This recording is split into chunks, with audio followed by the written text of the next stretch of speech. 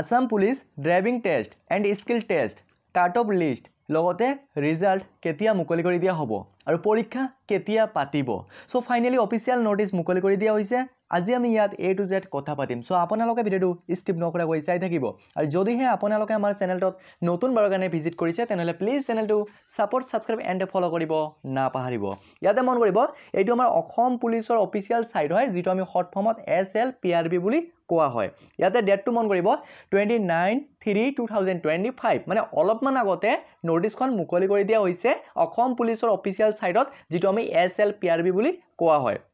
so ইয়াতে লিখা আছে আমাৰ SLPRB REC driver constable so আমাৰ বিভিন্ন ধৰণৰ ড্ৰাইভাৰ ভ্যাকেন্সি আছিল ইয়াৰ কাৰণে আমাৰ নোটিছ মুকলি কৰি দিয়া হৈছে সো আমাৰ পৰীক্ষা কেতিয়া হ'ব আৰু কেই তাৰিখৰ পৰা আমি নিজৰ এডমিট কাৰ্ডখন ডাউনলোড কৰিব পাৰিম নিজৰ মোবাইলতে আৰু result and cut off list ইয়াতে মন কৰিব সো নোটিছ ফাইনালি মই ইয়াতে ক্লিক কৰিছো ক্লিক কৰি দিয়াৰ লগে লগে নোটিছখন ডাউনলোড হৈ আহি গল আৰু ইয়াৰ পিছত কি লিখা আছে ইয়াতে মই জনাই দিম লগতে কাট অফৰ ওপৰত ঠিক আছে আপোনালোকৰ কাট অফৰ ওপৰত মই ভালদৰে ভিডিও বনাই দিম মন কৰিব ইয়াৰ আগতে ইয়াতে যাব ফাইনালি নোটিছখনত কি লিখা আছে মই জনাই দি আছো যেহেতু আমাৰ নোটিছ ড্ৰাইভাৰ কনস্টেবল ইয়াতে স্পষ্টভাৱে লিখা আছে যে office of the chairman state level police recruitment board Assam Rehabari Guwahati finally 29/3/2025 আজি অলপমান আগতে নোটিছখন মুকলি কৰি দিয়া হৈছে অসম পুলিচৰ অফিচিয়েল সাইটত ইয়াতে স্পষ্টভাৱে লিখা আছে নোটিছ আৰু আমাৰ ইয়াতে কনস্টেবল ড্ৰাইভাৰ লগতে বিভিন্ন ধৰণৰ ড্ৰাইভাৰ ভ্যাকেন্সি আছে ওকে ইয়াতে মন কৰিব সো ফাইনালি আমাৰ আসাম পুলিচৰ যেহেতু 654 পোষ্ট আছিল টোটাল ভ্যাকেন্সি আৰু আমাৰ 3 post of constable driver 9 post of constable dispatch rider 2 post of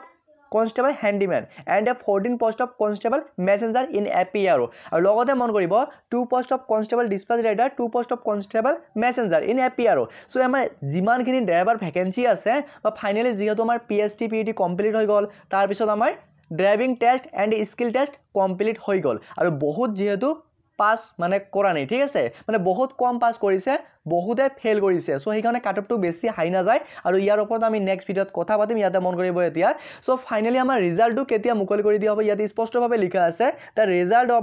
the driving test and skill test of the above so আমাৰ ওপৰত যিমানখিনি পদ আছে বা যিমানখিনি পদৰ আমাৰ driving test and skill test হৈ গল ফাইনালি আমাৰ Guwahati north Guwahati Assam commando battalion first ঠিক আছে মান্ডাঘাটাত হৈ গল সো ফাইনালি আমাৰ ৰিজাল্টটো মুকলি কৰি দিয়া হ'ব কালি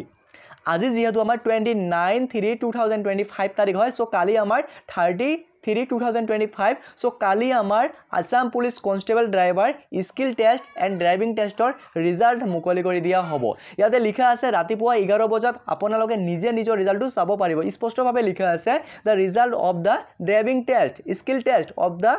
above mentioned post will be uploaded at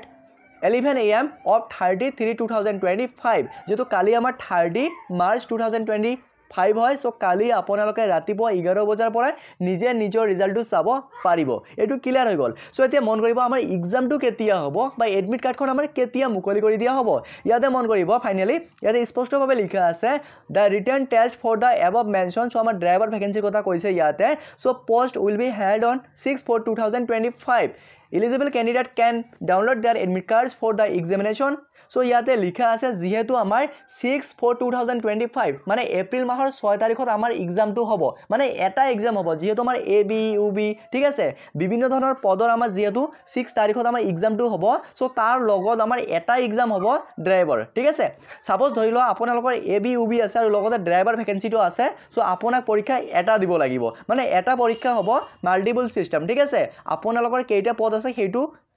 বেছি গুৰুত্ব নহয় বা আপোনালোকক এটা পৰীক্ষা দিব লাগিব এটা পৰীক্ষা দিয়াৰ পিছত আপোনালোকৰ মাৰ্কটো ভাগ হৈ যাব ওকে আৰু আপোনালোকৰ যত PST যিমান মাৰ্ক পাইছা তাতে এড হ'ব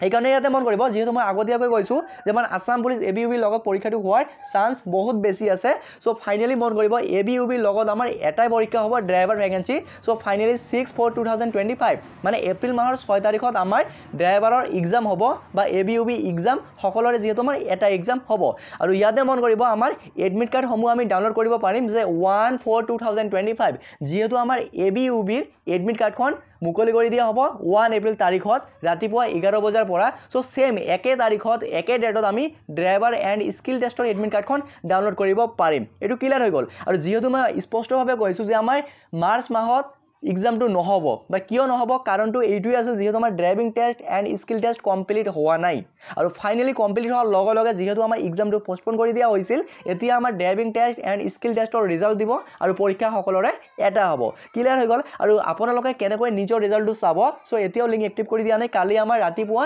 11 বজাৰ পৰা লিংক এক্টিভ কৰি দিয়া হ'ব আৰু আপোনালোকে চাব পাৰিব সো মই ইমিডিয়েটলি ভিডিঅ'ৰ জৰিয়তে জনাবলৈ চেষ্টা কৰিম আৰু কিবা যদি ক'বলগীয়া থাকে তেনেহ'লে কমেণ্ট কৰি জনাব